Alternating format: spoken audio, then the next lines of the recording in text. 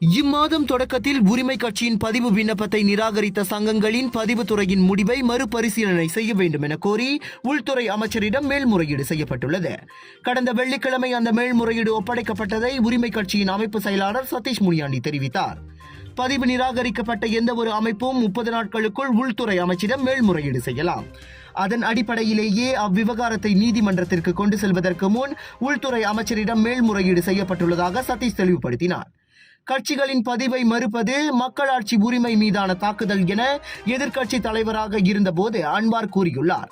அதனால் கடந்த காலத்தில் நாட்டின் எதிர்க்கட்சியாக இருந்த சமயத்தில் தாங்கள் எதிர்த்து போராடிய அல்லது விமர்சித்த முறைகளை கொண்டு உரிமை கட்சியின் பதிவை டத்தோஸ்ரீ அன்வார் தலைமையிலான இன்றைய மடானி அரசாங்கம் நிராகரிக்க கூடாது என சதீஷ் வலியுறுத்தியுள்ளார்.